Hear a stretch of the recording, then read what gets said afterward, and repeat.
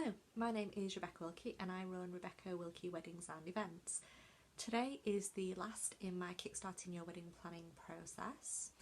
The previous videos have all been about getting the planning process off to the right start.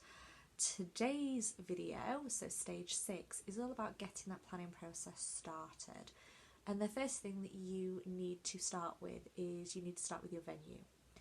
If you start with your venue will determine most things. It will determine the number of people that you will invite to your wedding. It can determine the suppliers that you might be able to use for your wedding, and it really sets the tone of the wedding.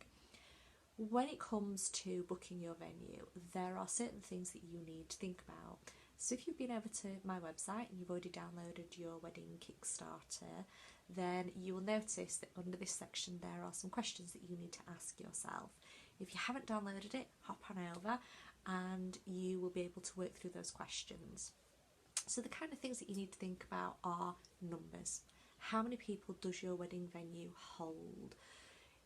If you are having a wedding venue that is a really big wedding venue but you're only inviting 50 people, you need to think about what will that look like. Will your guests look lost? Will it look like there are not that many people attending your wedding? Whereas if you are inviting the maximum number of people, you might need to think about, will that be a bit crowded? Will there be enough room for people to sit down?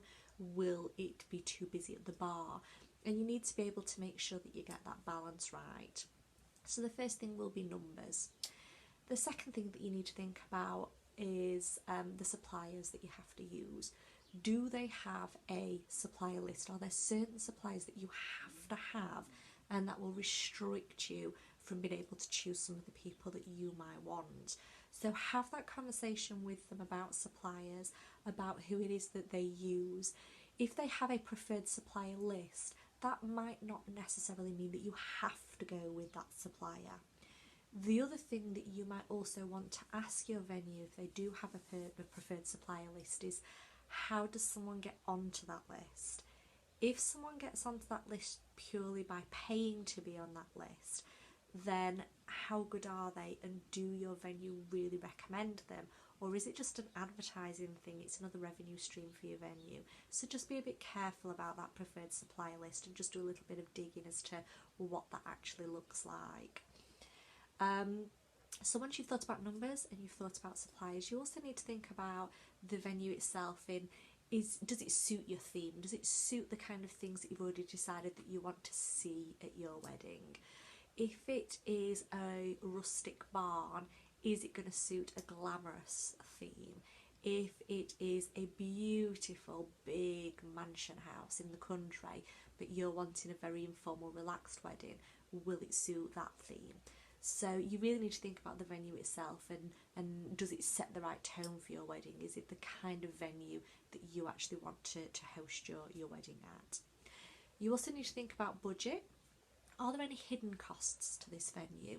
So the venue might give you the costs of hire, but then if you have to have their caterers, you need to factor that into your budgeting at the very beginning. Can you afford to have those caterers? You need to think about things like welcome drinks. Is that included in a package? Do they provide the linen? Is that something that you have to hire separately? And if they do provide the linen, talk about what colour that linen is. If you're wanting a very colourful theme and they only provide white linen, then that might not be right for you, and that might be something extra that you need to factor in your budget moving forward. So make sure you have those conversations. You also need to think about music. You need to think about whether there are any restrictions on the kind of music that you can have. You need to think about if there are any volume restrictions as well. And what time does that music have to end?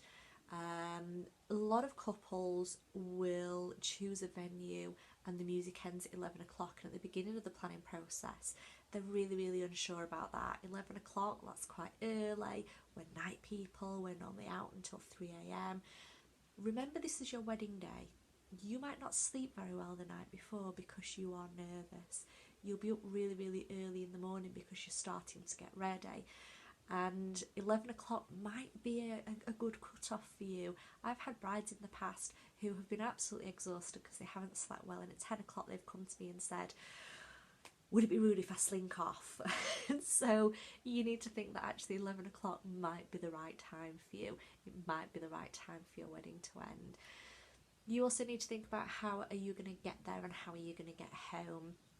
If the wedding venue is somewhere where you can stay, then that's perfect. You can stay the night before, you can get ready there, you can just toddle off upstairs when the party's over, and you don't need to think about wedding transport.